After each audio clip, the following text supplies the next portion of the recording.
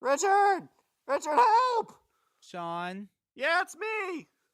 why are you in a sewer? I was looking for the turtles. You were as pathetic as you are sad. Now listen to this, because it's a Pod Bros exclusive. I'll go get a ladder.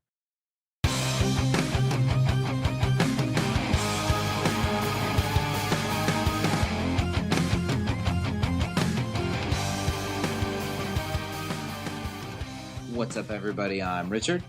And I'm Shawn. And we're speaking the language of bromance. And once again, it is time for bros to become foes. The line is in the sand. 2 enter, 1 leave. 2 enter, 1 leave. Wait, we're not fighting to the death, are we? Yes. I'm out. 2,400 miles away. It's gonna be a war of words. You feel that? I'm punching you right now. I just look like I'm doing like a pump fist thing. Like I'm jerking off like a giant. So you're so we're fighting and you're at a rave. Yeah, basically. Right on.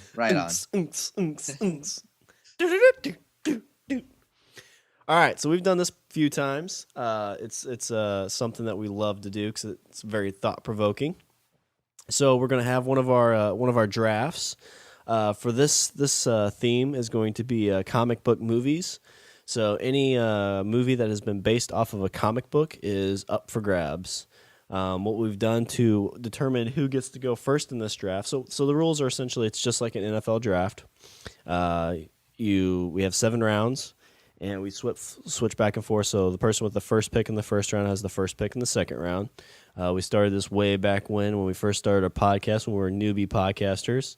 Flipped a coin and I won, so I got to go on the first draft, and we flip flop who gets to go first each time. So this round, Rich will get to lead off with the first pick of this draft. Right, and I think, are we also stipulating that when it comes to movies, if we pick a hero or if we pick a movie, is that canceling out the franchise?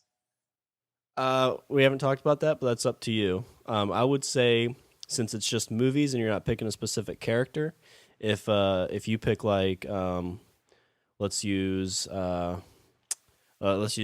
Jaws is a good example. So let's say Jaws is your comic book movie, even though it's not a comic book movie. If you say Jaws, I could say Jaws too. Okay. All right. So you're picking a specific movie. Right on. Okay. I just want to say that I got to sneak Jaws in a comic book movie draft podcast. God damn it. Let's just say hypothetically Jaws. Let's say he's in a comic book. Shawn, we're talking about the economy. I know, but let's say, okay, so the economy is Jaws. How many Jawses are there? All right. Round 1, pick 1, falls to me. And for this pick, I mean, it's the one that I would say that this is the one hero that we always fight over when it comes to round 1, so it always ends up being pick 1. My pick, I'm going with Christopher Nolan's The Dark Knight. Now, I am glad to let you have that one. I'm not a huge fan of the trilogy, the Chris Nolan trilogy, but try and sell me on The Dark Knight. It's got the Batman and Joker. Game, set, and match. It has a great Joker. I'll give you that. It has Batman. It has the Joker. I mean, Two-Face is in there, and I mean, not a bad job. But I mean, the Joker is stellar in that movie. I mean, absolutely. I mean, honestly, like it's the Joker that you didn't know you wanted, but you needed. I love when like that first teaser trailer came up. I mean, we've talked about this before, but I don't remember what movie we went and saw, but they teased it and they had the laugh, and you and I both look at each other. It's like, oh God, it's him from Brokeback Mountain. Yeah. Yeah. So you go in with this low standard of like what his Joker is going to be like, and you're just blown away when you see it. Like, to me, that's what made the movie. Yeah. If he wasn't in it, I probably would have never seen it more than once. Yeah, I would go with that.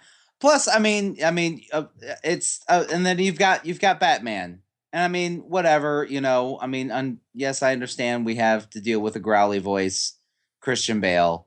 It's fine. I mean, I'm not saying I'm not saying the movie's flawless. All I'm saying is you got Batman and the Joker. and it couldn't be more perfect for me. The time Joker's on the screen, I'm absolutely in love with that movie. But this movie does what I hate what a lot of comic book movies do is like you have Two-Face, like he's a good villain, but he's only really Two-Face for like 10 minutes in the movie, then he dies. Right. I just hate how these universes are built on this big thing. Like it's a big universe. Like this spans decades. Honestly, for me, the movie could have done without Two-Face. I mean, I understand the themes that the movie was playing on, and that and the role he played in them. It's just to me that movie is about how it's about what Batman stands for and what also the Joker stands for, I guess, and how what happens when these two polar opposites collide. I always wonder with that movie too, if he would have still if he didn't pass away, like if there was he had to have been built into that third movie somehow. You can't tell me that they didn't have an idea for him. Oh, I know. It had to. Because I mean, you left him alive. You had the great line of "It's like you and I are going to do this dance for a lifetime," or however he said that. I think you and I are going to do this forever. And the new comic book I'm reading, or the new Batman series I'm reading, kind of builds into that Joker Batman like relationship. It was the death. I think it's Death of a Family, where it talks essentially that Bruce Wayne goes into Arkham Asylum as Bruce Wayne, and he goes into the Joker's cell and talks to him. Mm-hmm. And he's like, at that moment, I realized the Joker didn't care who Batman was. He didn't want to know who was under the cowl. Like, he was just wanting to do this dance for a lifetime. Right. And that's the thing. That's why the Joker that's why the Joker won't kill Batman. I mean, we all know why Batman won't kill the Joker, but you never really figured out why the Joker won't kill Batman. Because, I mean, he's a smart guy. I'm sure, he probably has figured it out. Oh, definitely, yeah. But he doesn't make that leap into actually taking Batman out. It's always this, I'll make it hard, but I'll try, but I'm not trying. That's the way it always seemed to me. I think the other line from that comic that really fills that too is like Batman's talking about like how the Joker's eyes never dilate, so he can't get a read on him. Like anybody else, he can get a read just from their pupils. And then like at the end, he's talking about like I guess something happened with him. He's like just remind yourself that he's just a man, Bruce. He's just a man, and remind yourself that what you saw in his pupil, what that was, it wasn't love.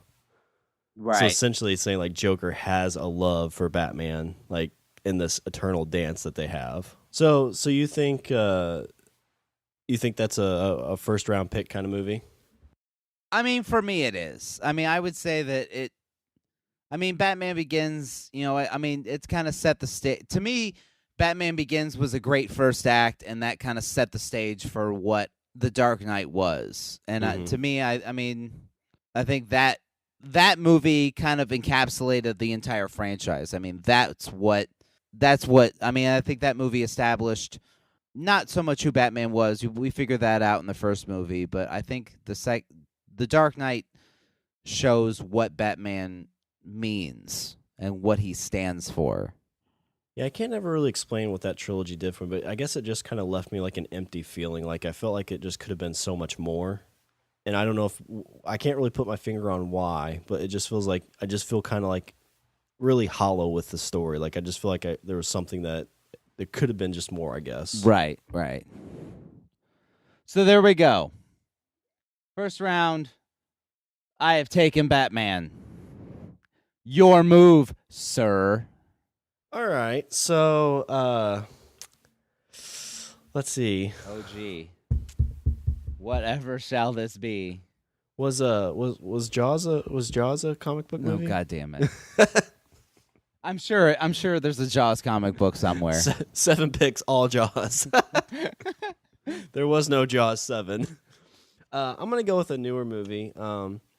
I'm gonna try my best not to make this Marvel centric, but maybe this is just one that I've most recently seen and absolutely loved.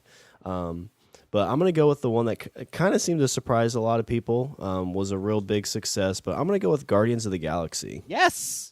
I honestly, out of considering that Marvel right now has been untouched, it's surprising that you would go with that one. But okay, I'm down because I mean, I would say Guardians of the Galaxy is a movie that I didn't have high hopes for. I mean, you read the comic and you're like, there's a fucking raccoon in this comic. There's a raccoon and a giant tree. Well, I think any movie that can start out with, basically just making you want to cry because his mom passes away and it's just this huge, huge event in this kid's life. And then in the next instant, you're laughing at him dancing, talking into this like weird fuzzy animal using it as a mic. Yeah. And it just, I mean, you don't see that a lot of times in these kind of comic book movies, but you really fell in love with the characters right away, and they all had their own personalities. And on top of that, it was a great story. It was a good story, and they kept it kind of light. I mean, the humor's peppered in there, and it fits. When they're all sitting around trying to figure out a plan of how to get out of the prison. Yeah, Groot just decides to. Yeah. Now the last thing we should do. Going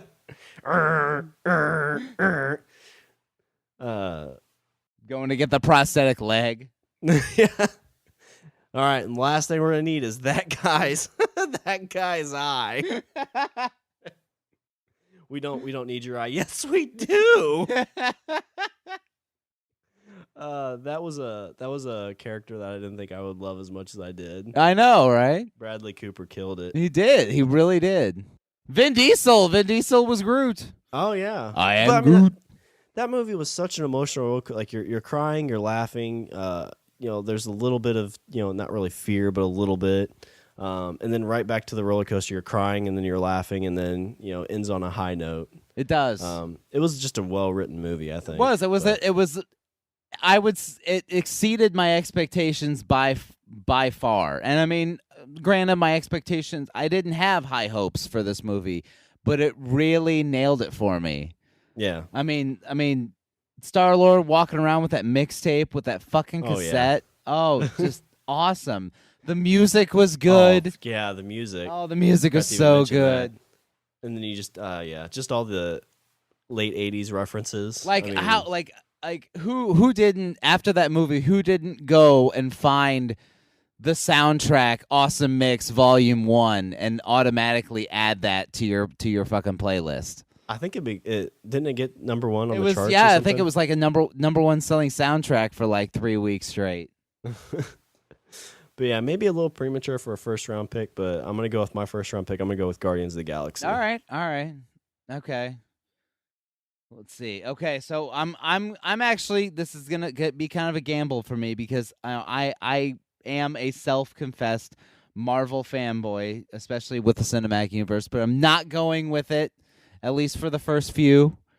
I'm gonna keep it away for right now. All right. I'm going with a very well-known movie, but it was from a while back. Not a lot of people remember it was based on a comic, but it was. It was a really great comic. I'm going with, for my second pick, from the year 1994, I'm going with The Crow. Ah, you son of a bitch. Ah! I was not sure if you would have remembered that was based off of a comic. Oh, but it was, and I remembered. That was the first R-rated movie I ever went to. That is a movie that, if it's on at any point in time, I will sit down and watch the entire thing. I know, right? You walk past and you see that's on the TV, you just kind of stop, and you're like, it's like Braveheart. Braveheart does that too to me. Like, I walk by, I'm like, oh, and then 3 hours of my life are gone. But I mean, not only with the whole Brandon Lee thing, like you kind of have emotional ties to it there, but I mean, it's a very timeless movie. I mean, you can't really tell it. I mean, it seems very early 90s, but I mean, you watch it today and it seems to fit. So good. So good. It really is it is a dark superhero movie. Oh yeah, definitely. You know what I mean? He's like, it's. I guess it's kind of like Ghost Rider in the sense that it's like the spirit of vengeance, you know. But you know what I mean? He has his, you know, he's running around. He's got his makeup. He's got his coat. That fucking bird playing with the guitar. Yeah, and, gets up on the top of the roof, just strings out some awesome chords. You know, and just one day, I wish it would stop raining. It can't rain all the time. Eric? So good. Did you see many of the sequels or anything like that? I will say this about the sequel, okay? And in 1994, The Crow was a movie that was kind of out there. I guess it was considered kind of an alternative kind of movie, you know, for that wider release.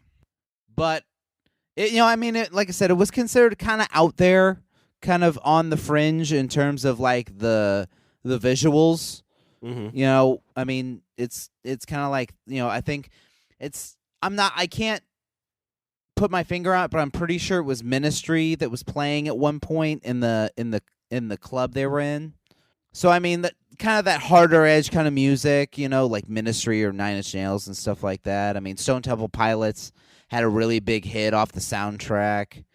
To me, I felt like they took those elements, they saw those elements, and they kind of went a bit too far with the next one, City of Angels. It seemed like they tried to make it too out there, too on the fringe. Gotcha. Kind of outthink what they did. Right. And it just kind of came off like you were saying, like they were trying too hard to be different. Yeah, and I don't know if you've read. I used to get the newer comics. The guy that created it still puts out like arcs of comics. So they're like 8 to 12 issue runs, and they're all very different stories. There's been a handful of those that have been pretty interesting. One is like he bases it in Japan, and this corporation has essentially found ways to transfer their souls into other bodies. And so this guy's girlfriend has that happen to him, and he goes to try and like rescue her, but they kill him because he's going to expose him, basically. Okay. And so he becomes the Crow. So it's like this thing that goes from soul to soul, who like just has this huge hole in their heart and need to, you know, seek vengeance on the evil of the world. Huh. I have seen at one point, that was a long time ago, I saw a script that Rob Zombie had written. Yeah, you told me about that. For The Crow, where it was a little kid whose parents got killed, and then he ended up, I want to say, with amnesia or something. I don't remember how it happened. But 25 years later, he's a bounty hunter, and these memories come flooding back, and then he gets, you know, embodied with the spirit of the Crow, and then he goes on like this killing rampage, I mean, it was a fucking awesome idea. Whatever, just studios didn't pick it up. Yeah, or was it too violent for the time? Studio just didn't pick it up. Gotcha. Because I mean, I think this was pre House of a Thousand Corpses. It might have been, or right around when that came out. I don't remember. So he was still fairly fresh on the scene of creating a movie. Yeah. Okay. All right. Well, that's a really, really good pick. I actually didn't pick it first because I thought that was going to slip through. So my strategery kind of backfired on that one. Mwah ha ha.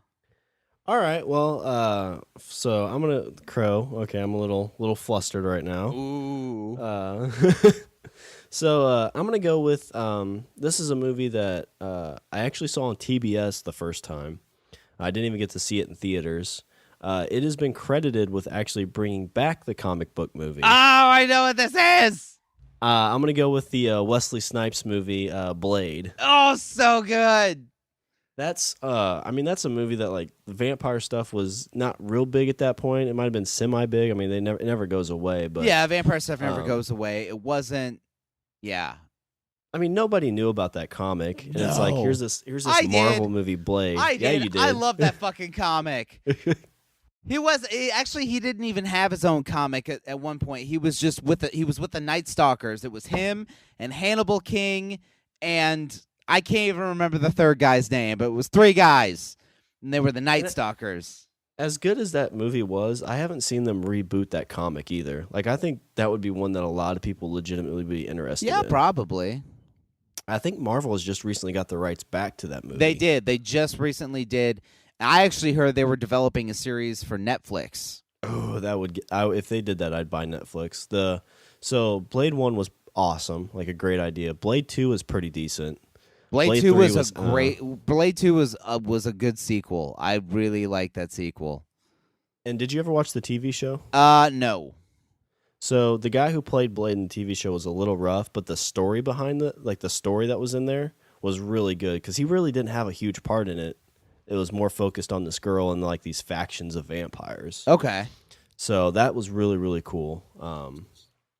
I heard I can't remember what the guy's name is. It's the kind of fatter comedian. He's a very, very liberal comedian.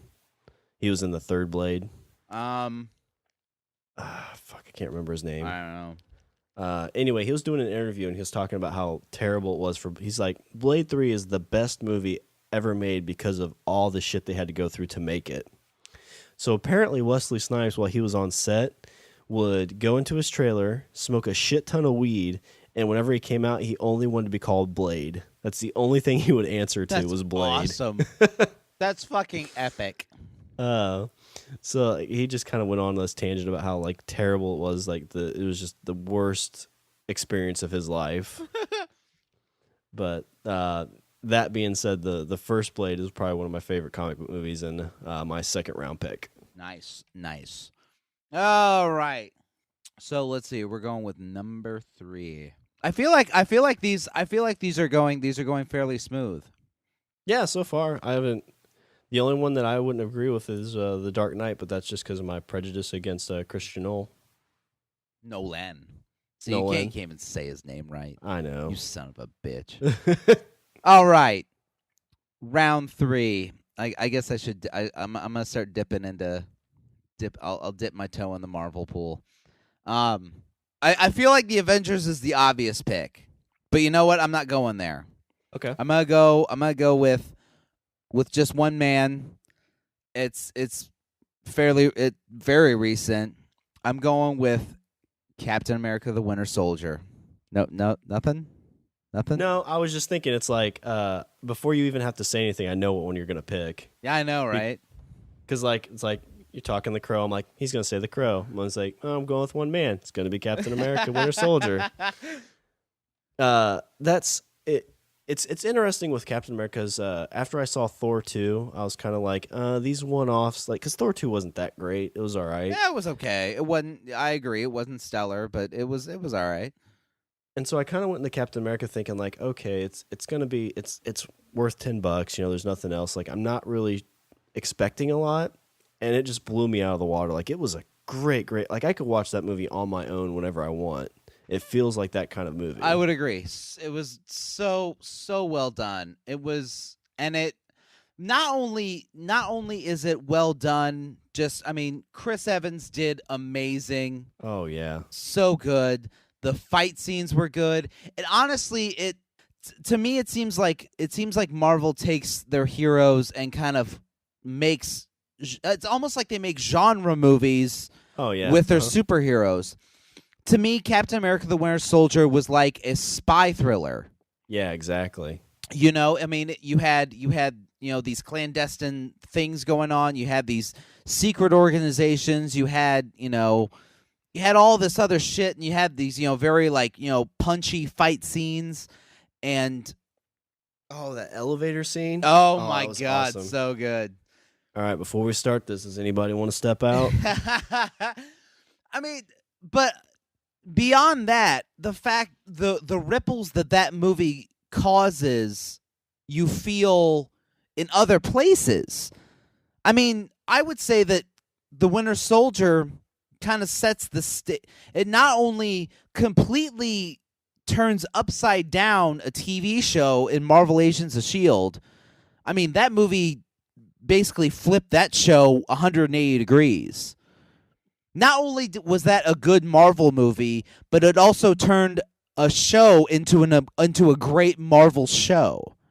Well, it's like all that stuff was kind of like it could be very status quo. Like the water was calming. Like they could have just kind of drifted down the water, drifted down the lake, drifted down the river.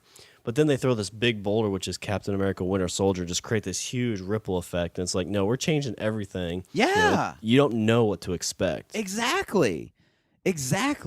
After, like, Bucky played a huge part in that. Like, that was just awesome. Like, that character is just... And you didn't just realize... awesome. And the thing was, is you didn't realize until the movie came out, holy shit, Marvel Agents of S.H.I.E.L.D. has spent the last 3 months setting up this fucking movie. I know. What the fuck? What other, like, that's never been done before. Exactly. So good. And, I mean... Like it's again, it takes another kind of lesser known hero in the Falcon, and like amp that up. Like the Falcon was awesome. That was a great story. Like how he is the Falcon. Yeah, and everything. Black Widow did awesome. so. Black Widow was great. I mean, aside why doesn't from she have her own movie? I don't know. Scarlett Johansson, like I saw that new one she was in. Ever since the Avengers, people are like, "Where's the fucking Black Widow movie?" Yeah. Like, oh, it's coming after Captain Marvel. Like, I mean, people are actually like, why is this not happening? I wonder if she's just signed on for just not enough, and like it's at that point where to give her own feature, just like astronomical number, like to get her to do that. Possibly. That's the only thing I could think of. Or they're waiting to put her in one of the later phases. Yeah, who knows? Okay, so let's see. What else? What else can I say about this movie? You've got the ripple effect into other movies. And honestly, I would say the Captain America the Winter Soldier sets the stage for Avengers 2. Yeah. Because you have like I said, like you have this lack of protection from S.H.I.E.L.D. You have, these threats, these nonstop coming threats for the planet at large. And so Tony Stark, in his wisdom, decides to create Ultron as a way to kind of bridge the gap or kind of fill the gap. Well, I think you're going to see that throughout a bunch because even obviously the third one's going to build off that, but that really pushes the Civil War storyline. So you have the Age of Ultron, which is built because of them needing something to help protect them, and then Civil War, whatever they're fighting over, it's going to be based off of those last couple films. Yeah. I mean, I guess you don't. I mean, the fact that you can take a movie and have it. I mean, because it's a sequel to a movie to. It's a sequel to a movie that was kind of meant to set up another movie. So, I mean, honestly, nobody really expected, like, these big monumental paradigm shifts that came out of this movie. But there they are. So, yeah. So there's my pick. Captain America, The Winter Soldier, round 3. It's a good flick. Yes, it is. All right. Well, I'm going to dive into Gotham as well, which I just saw a post on Reddit, which it says, once you see this, you'll never get to unsee it. And what they did is they underlined Got and underlined Ham. And so essentially every time you see Gotham, you're going to see Got Ham. But I'm going to dive into a cartoon movie of Batman. This is a two-parter, so I don't know if that would really count as one. It really feels like it should count as one. It should. I'll say it counts. I'll say it counts as one. I'm going to go with Batman The Dark Knight Returns. Oh, that is a really, really... I actually watched this under your recommendation.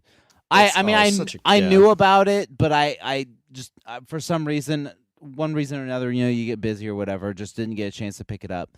I finally sat down and I rented. I went to the actual video store. Yes, they still exist. I went to a store and got the physical discs of part 1 and 2 and watched them back to back. I had to watch them back to back. It was like The Godfather. Like, you can't watch fucking one without. I was like, I need to know what the fuck happens. I mean, it's the first half of it's kind of like, okay, it's all right, but it just builds into that, and then it's like, well, now the Joker's there. Yeah, and I really, really enjoyed it. I mean, it's Frank Miller. He's done lot of great stuff. I really wish I could get the comic book and probably check that out. 'Cause I'm sure that would Frank be Miller, awesome. I would say, kind of like, I mean, all those guys. You got Frank Miller, Neil Adams, Denny O'Neil. I mean, those guys really brought Batman out of that kind of cartoony kind of, like what we all kind of grew up on, that Adam West, 60s Batman, and really brought it into the Dark Knight detective kind of thing. And yeah, I mean, so good. Well, I actually almost kind of forgot about this until I sat and thought about it, because there's the whole incident with the Joker breaking his own neck, and until I kind of remembered it, like I thought that was like the end of the movie, but then there's a whole like another subset of movie with Superman. Yeah. And the whole, him fighting, Batman and Superman fighting each other. You have Oliver Queen, the Green Arrow, helping him out in that instance too. Yeah. And I mean, essentially, this is building up to like the Superman versus Batman movie. They said they're kind of going to build off of this, but just a great like tie into all the questions you have about Batman and Superman, and his interactions with the Joker, and just all this stuff. Exactly. And I mean, and also you have like, I mean, at the end you have that whole kind of, it's almost like he establishes a legacy for himself. He gets that gang, and they're going to be right. the Knights of Batman, or whatever, or the Knights of the Bat, or whatever they call themselves. Yeah. Because I mean, I didn't know anything about it when I saw it, and spoilers again. But obviously, if you're listening to this, that you need to be prepared for spoilers. Oh yeah, totally. I mean, I don't know if we should put a disclaimer on that right from the get-go, but I mean, what the fuck? We're doing comic book movies, obviously. We're going to talk about them a little bit. But so like when he died, like I essentially thought he was actually dead. And there's like the instant Superman's walking away, and you're like, okay, he's really dead. And with Superman's super strong hearing, he hears thump thump, thump thump. Yeah. It's like, oh, you can't kill Batman. You can't kill Batman, you son of a bitch. So that is my my third round pick, Batman: The Dark Knight Returns. Good one. That feels like a very 80s movie too, because they did a lot with the Cold War and everything in there. Yeah, they did. All right, let's see. Round four. Okay. This one might be kind of surprising, because I don't know, there's been a few of these, and I'm going with one for one reason, and I'll explain in a minute, but my 4 pick, I'm going with The Amazing Spider-Man. The first one. The reboot, right? The reboot. Not okay. not the sequel, the reboot, where it's just him and the Lizard. Okay. To me, it was it goes into the I feel like this one ties in way closer to the comic than the Sam Raimi, Tobey Maguire series.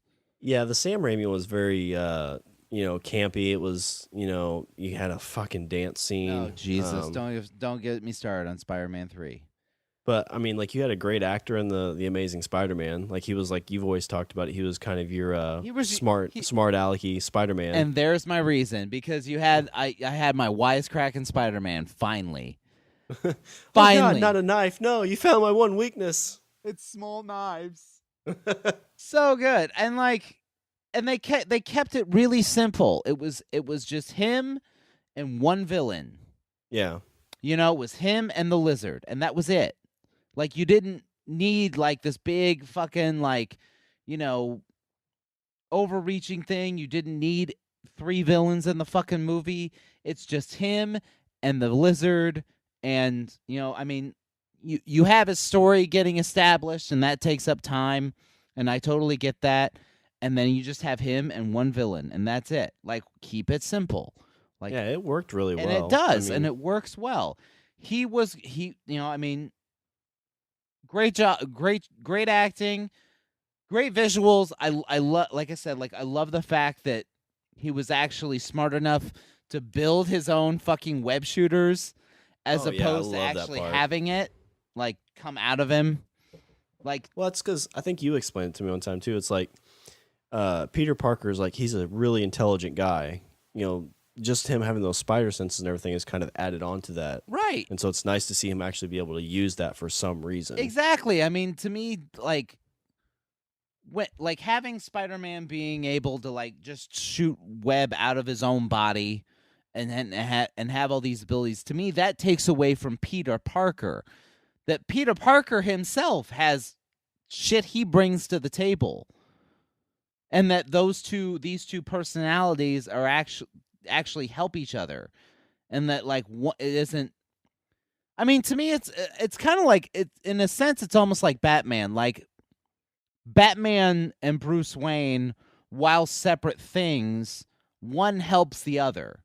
Oh yeah. Bruce Wayne helps Batman, and Batman helps Bruce Wayne. Well, it's kind of, I've seen the thing. It's like you take away, like Iron Man. You take away Iron Man's money and his suit, and you have just a smart guy. Right. You know, Bruce Wayne. You take away his money, his suits. You have a super intelligent guy who knows karate. Right. You know, Spider-Man's kind of the same thing. Is like it probably, I guess it'd be more like Iron Man's. Like you take away all his power. He already didn't have any money, but you still have a smart guy. Exactly. I mean, you take away Spider-Man's powers. He still is fairly intelligent. Like if he loses his powers, he's still got his fucking web shooters. Yeah, exactly. And he still has a brain, you know? So yeah, Did you see the Amazing Spider-Man 2? I have not. Okay. It's pretty rough. They did the kind of thing where they bring in way too many villains. It seems like that's the MO with Spider-Man. Yeah. They tried to set it up for this big thing, and I think that's kind of fallen out. But the first one I loved. Like, I know a lot of people always get pissed off about, like, well, they just finished it. Why are they starting a new one? It's like, who cares? Right? Yeah, like people kind of do this bitching thing with Batman too. They're like, we just had fucking 3 Batman movies. Why do we need Batman? Like, why not? Yeah. Why not see someone else fucking try it out? As many Batmans as we can get between Batman and Robin, the happier I will be. Right? Oh my god. Oh. So that wasn't your next pick? No, my fourth round pick is Batman Forever. Oh. Of course. Right.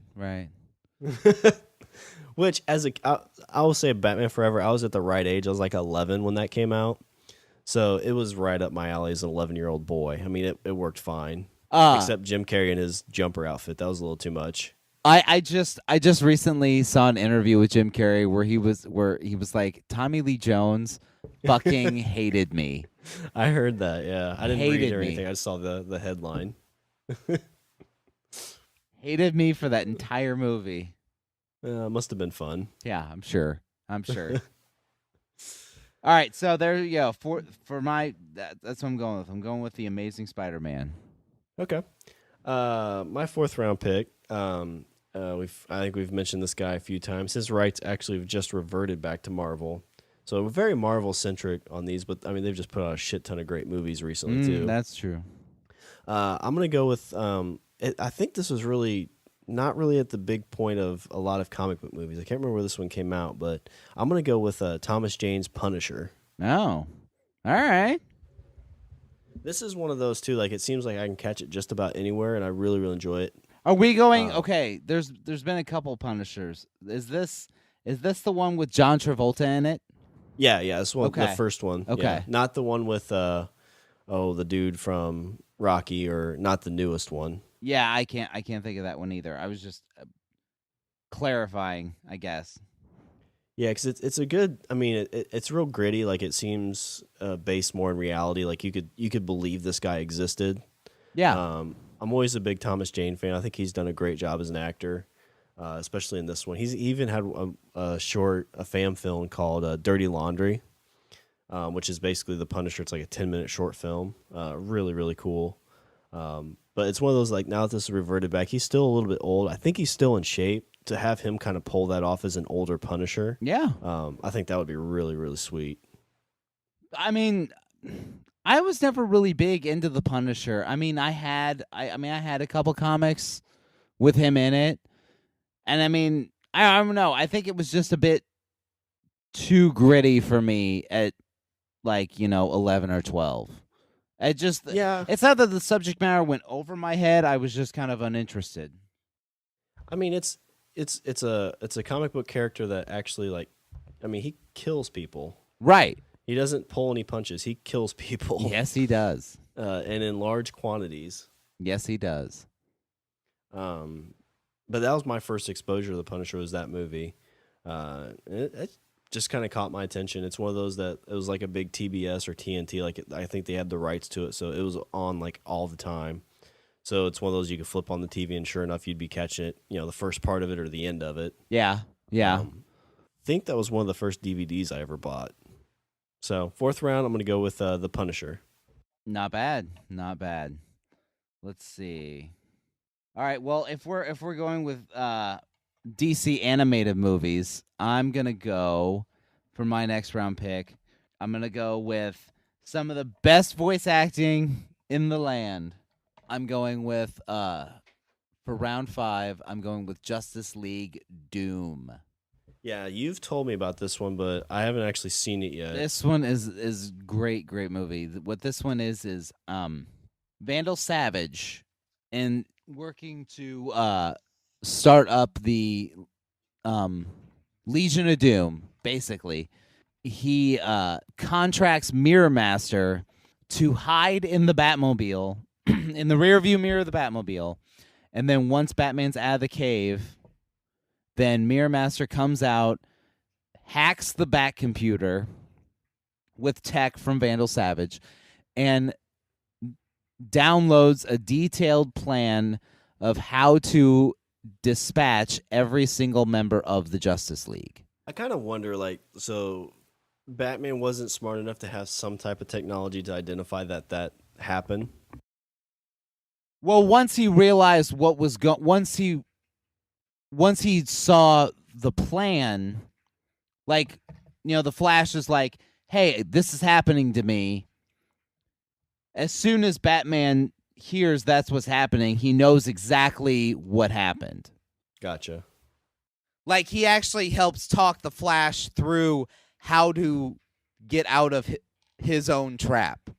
Okay. So he had contingencies on his traps. Well, no, not really that. He just thought he was like, this is the only way you're going to be able to pull this off. Gotcha. Is this a heavy Batman-centric movie, or is it no, just like no, it focuses on every single member. Okay. I would say that probably the hero of that story though would probably be Cyborg. Cyborg is kind of the one that works, that kind of helps, he kind of ends up being the hero of the day, I would say. But you have the voice acting, and you have Kevin Conroy as Batman, which nice. Whenever you read a Batman comic, everybody pictures Kevin Conroy's voice. You have Nathan Fillion as Green Lantern. Awesome, right? It's the Hal Jordan Green Lantern. You have all the other voices that you remember from the Justice League cartoon. Those are your voices for this movie. Like I said, aside from Green Lantern, in Green Lantern you have oh crap, I can't even think of it. I can't think of his name. I can't think of the current Green Lantern. But Hal Jordan is the Green Lantern for this one. Is this about an hour and a half? Is it a 2-hour movie, or how long is it? I'm not sure on the running time. I want to say it's like an hour and a half, 2 hours, something like that. Okay. Really, really, really good. You have, like I said, you have Hal Jordan, Green Lantern. You got all the original members of the Justice League. My favorite scene, probably out of the whole thing, is when the League is sitting down after they've all escaped their death traps and everything else, and they're like, how did this happen? And Batman's like, well, somebody hacked the Bat computer and downloaded the plans I had in order to incapacitate each one of you. They also changed them that they would actually kill you, rather than mine would have just incapacitated you. And then they're like, you had a plan on how to take out each and every one of us. And then they all get pissed at him, and they're like, well, we'd never do that to you. We don't have a plan for you. And he's like, well, then you're all idiots. Yeah. Batman out. Right? That's what I was just waiting for him to just throw his grapple gun on the drop his grapple gun, like Batman out. Peeks back in. He's like, "You can't stop Batman, bitches." Yeah, that's one I definitely want to check out at some point. They had Bane take out Batman. Bane took out Batman. Metallo was for Superman. Star Sapphire was for their Lantern. I can't remember who was for Wonder Woman. So why is it that Bane's always the one to take out Batman? I don't know. I think it's because Bane is. I would say that out of the Batman comics, I would say that Bane's the one that actually has like a power. I mean, Mr. Freeze has his suit and his gun and everything, and you got Poison Ivy with the plants. But I mean, Bane's got. I mean, he hits that button. Bane's got super strength, and he's super intelligent too. Right, and so I mean, you could. I mean, Batman, while super smart, while full of gadgets, bat suit and everything else. I mean, when Bane hits you, you're still a fucking dude. Yeah. That's always interesting. Like there's all these villains that Batman has, and they all seem somewhat relatively like could be based in reality. But then you have like Clayface, right? Who's like just a clay guy who can turn into anything. Yeah. I always hate when they bring him into the comics or in anything. Yeah. There was an episode of the Superman animated series where Brainiac kidnaps and I think he hypnotizes or brainwashes or something Bruce Wayne, and so Robin comes to Superman to help him figure out like what the fuck's going on with Bruce, and in the process, Superman puts on the Batsuit to basically give the impression that Batman's still around. Uh-huh. And so Superman fights Bane at one point, and so like Bane hits his venom and like gets all fucking crazy buff and punches Batman, and then all of a sudden like Superman just fucking like clocks him one, and then Bane's like, "What the fuck?" Oh, that's awesome. That I think that needs to be like put into the new DC Justice League movie setup they're gonna do. There we go. Like, I want Superman in a bat suit. I mean, that's essentially the Hulk punching Thor kind of moment. You can just see the crowd erupting right then. All right, so fifth pick, Justice League Doom. Justice League Doom. I love how DC seems to own the cartoon realm. They really do. I mean, I will say that the Ultimate Avengers 1 and 2 were really good. The animated ones that Marvel did. Don't think I've seen any of those, but I definitely need to get caught up on a lot of those as well. So my fifth pick, this is, I can't remember what comic book this is based, or I know the name of it, but I don't know what company this comic book comes from, but this is one that came out, I want to say in the mid 2000s. They still have the comic running now. They always say based on a graphic novel, so I don't know what year this was published, but it's based in a nice little town in Alaska. Oh, where for one full month there is no sunlight. Oh, I'm gonna go with the great vampire movie, 30 Days of Night. Ooh. Great premise for a story. Oh yeah. I mean, it makes complete sense. It really does. And like you hear it and they're like, why has no one done that before? Yeah. I love the character that's kind of their follower who comes in first to kill all the dogs and do all the things so people can't get away. Right. I think he was in The Punisher too, actually, but he's been in a lot of cool movies. Actually, I think he was in Lone Survivor too, if I remember right. He's one of the characters in there. But like you go in there with that great idea and like, they're just going around killing everybody. You get scared because they're hiding in these houses without any, heat, so they're freezing in these attics. Yeah. Just a great movie. Yeah. And the ending, go ahead. No, I was just going to say they also had the lead up, what was it? 30 Days, what was it? Darkest Days? Yeah, wasn't it like a it was a motion comic? No, it was like a really short web series that they had Okay. that came out. I think they put them out on FearNet. It was like just little. It was like a little 5-part web series, but they were in New Orleans, and it was basically these people that were that. By the end of it, they discovered this plan that all these vampires were going to Nome, Alaska. At the end of it, it was really, really well thought out. Yeah, it's kind of like it almost seems like the vampires had the same idea. It's like, wait a minute, there's no sunlight up there for a month. Yeah. Why haven't we done this yet? Yeah, exactly. It's isolated. There's no way in or out. Nobody leaves. And it seems like, because I didn't know anything about the movie when I went and saw it. And so it's this buildup of like, they're just killing everybody. And in my mind, it's like, oh, if you guys just survive, you can tell everybody. And at the end, they like let all that gas out and they light everything on fire. And they're like, oh shit, they're going to make sure nobody knows about this. And they're going to do it again. Yeah. Such a cool concept. So my fifth pick, I'm going to go with the horror comic 30 Days a Night. All right. Let's see. There we go. All right. This one is one that probably set this. It jump started the career of a director who's done a lot now in the comic book universe. At the time, not really that well known. Also helped establish the career of a what I think is actually a decent actor.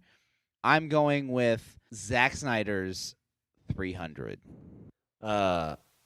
Great movie.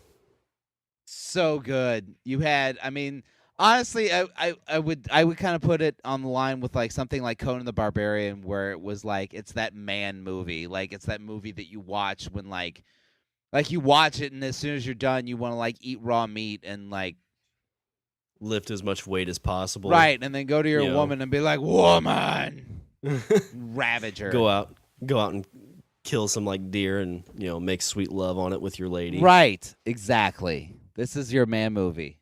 That was one of the first ones that used that kind of cinematography too, where it was like that comic book background and where it was very it was stylized and it had its own kind of visual approach where like they do like it would like speed up and then slow down. Yeah, all the blood spurts going everywhere. Yeah. It's one of those that like you knew when you were going to see that movie that you were seeing like some kind of like you were seeing something original. Yeah. Like this is not your everyday, because you could have easily made that just like any other 300 style male movie, but they took a different approach to it, and I think they hit it out of the ballpark. I think it was amazing. Yeah, totally agree. I can't believe I didn't have that one on my list. 300. So did you end up seeing that one in theaters? I think I did. Yeah, I think I did. Didn't we go see that on a game day, or is that something else we saw? I feel like I saw that with all the guys. That might have been Watchmen. Okay. Maybe. All right. So 6th round pick. There's a couple lingering that I'm surprised that are, but they almost feel like cheating to take them. There's one lingering that I am really, really surprised that you haven't taken. Like really. Yeah, I think I'm gonna have to go with this one. All right. So this is I'm gonna say I didn't even really realize that this was based on a comic until I got a little older, because I, of course, was exposed to the cartoon at such a young age. This was a movie that got passed on by a lot of major motion companies and was actually done independently. Jim Henson helped out with some of the puppetry on this one. Oh. And I believe after it was released, he was upset that he helped because of the violence in it. Oh. I am going to go with the original Teenage Mutant Ninja Turtles. How was this not your pick one? Well, see, I know I always feel like you let those go a little further than they should. I've been sitting here staring at it. I'm like, where is he with this? What the hell? But the bad thing is I worked myself into a corner because there's like 4 movies that I think I should pick before this one. Still on my board. Yeah. But this is one, as a kid, I really enjoyed it. It was pretty decent for that time period. 91, 92 time frame. Good storyline. I actually just watched Secret of the Ooze a couple nights ago by myself. I don't know why. Does it still seem to hold up? It's been a bit since I've seen it. Actually, a lot more than I thought it would. Okay. Yeah, I think the last one I watched, not counting the new one or the TMNT one, but I watched the third one like 3 or 4 years ago just to see if it was as bad as I remembered. Okay. I mean, it's not great, but it's all right. Yeah. But the original I think holds up. It's cool that they actually, I mean, because it's really a comic book movie. It's pretty much straight from the comics. Shredder's, this badass gang leader kind of thing. He's not, some weird scientist or whatever else these new movies try to do. Were you a big Turtles fan when you were about that age? I really loved the comic, or I really loved the show. Went from there to the comic, and then went from the comic to the movie. So you did read the comic then when you were younger? Yeah, and it seemed like the movie kind of like, it seemed like they actually did a decent job of trying to kind of meld both those worlds together, make it like, kind of geared towards kids, but not in a kiddie way, I would say. They didn't try to, because like with the new one, it seems like they couldn't figure out if they wanted it to be dark or straight for kids. So you kind of have issues battling that. But with this one, they I think they stuck more towards the darkness of like that kind of thing, like made it that gritty. But yeah, you throw in like April O'Neil and some pizza jokes and stuff. Right. Yeah, I'm gonna go with my 6th round pick. I'm gonna go with the original Ninja Turtles movie. Well, like I said, I'm surprised this wasn't pick 1, but like I said, I've been staring at it I was like, no. I was like, don't be that asshole. Don't be that asshole. Well, see, that's what I get is like you feel bad because that's why you can't let the bromance get into it because you feel like I can't do that to my friend. Fuck that. I'm gonna take whatever's there. The bad thing is that like Jaws, I think in one of our drafts you let it slip, and I didn't even pick it because there's a bunch of other movies that I wanted to hold on to, so it falls off the board. So sad. All right, well, I guess if we're going with the obvious choice, we're at 6. Is this 6? No, this is 7. We're on this 7. Is your Final? This is your money shot. The pick. money shot. Oh, the money shot. Well, then, if we're going with the money shot, I mean, I have to go with the comic book movie that has, I would say, defined the term comic book movie. I'm going with the Avengers. You have to go with the Avengers. I have to go with the Avengers. I don't know how many people this has got into comics, but I know this is what got me into comics. I mean, this is the comic book movie. I would say it's more of a comic book movie than any movie we've mentioned thus far. Oh yeah, definitely. It's pulled right from the pages. It's written by a guy who loved comic books. It's perfect for this kind of draft. It really is. I mean, it's the quintessential comic book movie. It's such a comic book movie that it almost feels too bad to pick so early on because it's such an obvious choice. Exactly. That's why I had to save it for the end. But I mean, like the thing with that movie is that, I mean, there's bits in that movie where you feel like it's pulled, like just where the camera's placed and where the characters are placed. Like it seems like they just pull it right out of the fucking page. Oh yeah. Like I'm just waiting for like speech bubbles to appear over their heads. Well, like the scene where Hulk punches Thor. I mean, that feels like something you would see in a comic book. Exactly. Like, that little chuckle pan. Or yeah, even like like Thor or not Thor, the Hulk with Loki. Oh yeah, exactly. Like that whole bit, like I just felt like they just pulled that right off the fucking page. Oh. How many times did you see that in theaters? At least twice. Okay. Yeah, I went and saw it twice for sure. Because I think it came out, might have been 3 times, because I think I saw it at midnight, did midnight show, and then it came out like right around my birthday, so I think I went and saw it again on my birthday. So you did go see the midnight showing on that one? I did. Nice. That had to have been awesome. It really was. They had, everybody in costume, and they laugh at the funny parts, and yeah. I think I saw that the day after. I mean, it was still pretty packed, but yeah, That's a midnight showing that would be awesome to be at. Yeah, I'm kind of waiting to see what a midnight show for Age of Ultron's gonna be. I'm sure that's gonna be fucking insane. Are you planning on going to one? Probably. All right, well that's pretty much the icing on the cake. So I don't know if I can really improve on that much. But I'm gonna go with. It seems like we got a lot of Batman movies in here, but I'm gonna have to go with this one. I'm trying to remember if I saw this before Batman 66 as a kid, or I feel like this has to be my first introduction to the actual Dark Knight. I'm gonna go with the 1989 Batman. Tim Burton's Batman. Yep. Like I said, I didn't really know a lot of people that were into comics, so this kind of franchise, Batman Returns, Batman Forever, Batman and Robin. This ain't your fucking mama's Batman. This ain't daddy's Batman. It's like, this is how the Batman's supposed to be. This is Dark Knight shit. Dark Knight. He's gritty. I kind of like. I mean, it gives you that comic booky feel with the city being kind of weird and kind of just almost fake. Yeah. Like one of the quintessential, like when you think of Joker, you think of Jack Nicholson. Yeah. Good flick. I really enjoyed it. It was still do, and it still holds up. I think. I would say the first one, yeah, for the most part holds up. Jack Nicholson was a great Joker.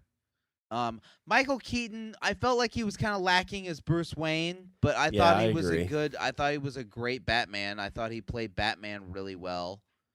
And see, that's what kind of ruined, like, I think it was you that brought that up, but that's what kind of ruined Bruce Wayne for me, because I envisioned him as, like, the kind of, brooding kind of person, like, basically Batman just, without the cowl. Uh-huh. So then when I saw, I don't remember if it was Batman Begins or which one it was, when Christian Bale's swimming in that fountain. Yeah. I'm just kind of like, oh, that's not Bruce Wayne. Oh, that's so Bruce Wayne. I would say probably the best Bruce Wayne performance I've seen thus far. Christian Bale I thought was decent at both. I mean, I think he had the physicality for Batman and he kind of had the attitude for Bruce Wayne. Yeah, I agree. Val Kilmer I thought was a really good Bruce Wayne, not a great Batman. I really think that we're missing out, though. I think George Clooney was probably the best of both. We can't be friends anymore. Yeah, I remember. I can't remember how much of that movie I saw, but I went back to check it out like years later, because you always hear people.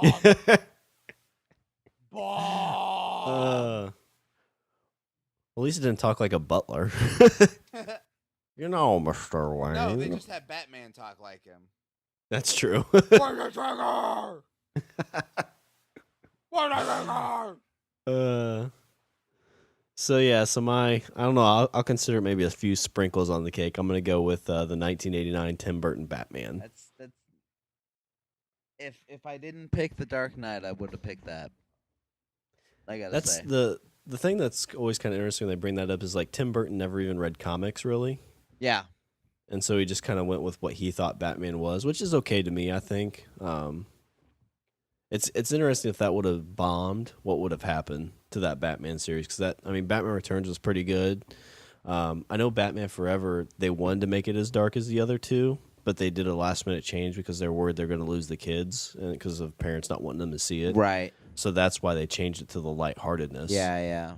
Well, now I'm curious, what did you not pick? I don't have a ton left on here. So kind of the obvious, the newer ones. I had Iron Man. I also had Iron Man.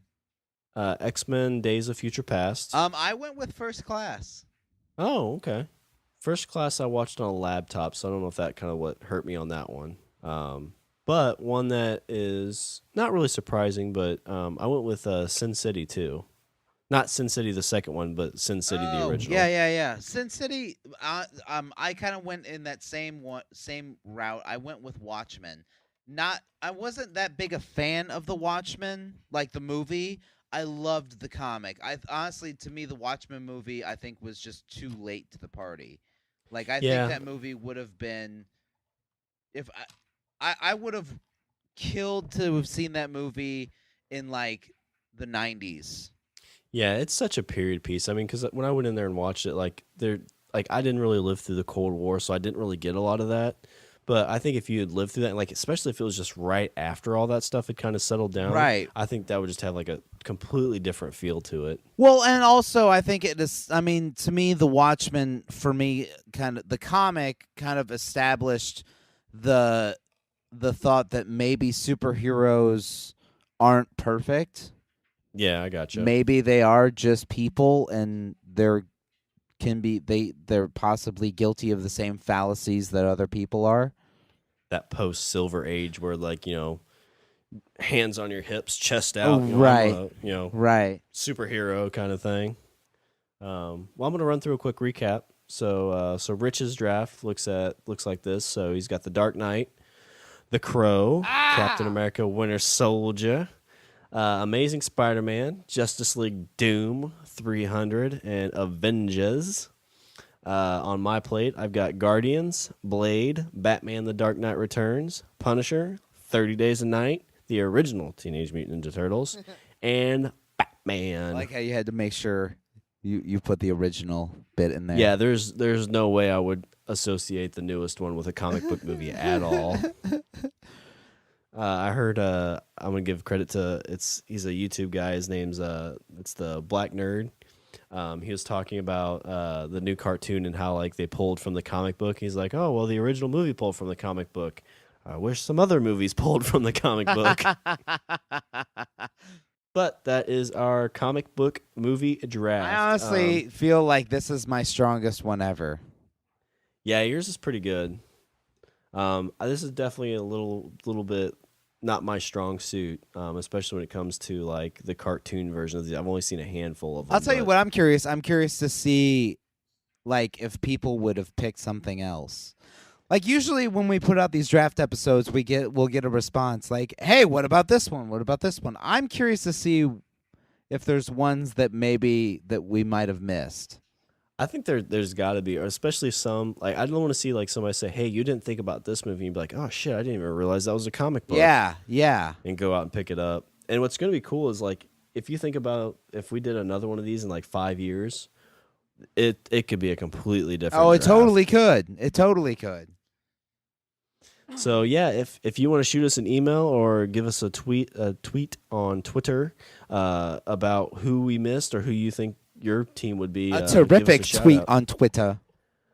How many tweets would a tweet if a tweet could tweet? Good. Yeah, Nailed it. All right, well I'm gonna do a little bit of housekeeping if that's all right. Housekeeping. So if you want to follow us on Twitter, we're at Language of Bro. You can email us at languageofbromance@gmail.com. Our website is languageofbromance.com. Like us on Facebook. Leave us a comment and subscribe on iTunes and Stitcher. And also listen to us and leave a review with our lovely, lovely new host. Pod Bros Network. Because we're bros and they're bros, and it's a bromance with It's a bro union. yes. It's a brunion. You said listen to us, and like I envisioned somebody's like, okay, they listen to our intro, they skip the rest of it. It's like I just want to listen to the housekeeping part. I love this. This is my favorite part. Quiet. You'd rather doing the housekeeping. Wait for it. Guys, shut up. All right. Well, you have anything else you'd like to add? No, because my list speaks for itself. That's true. Batman out. All right. Well, that's all the bromance we have for this show. I'm Shawn. And I'm Richard. And I say we eat the beaver. Eat the beaver.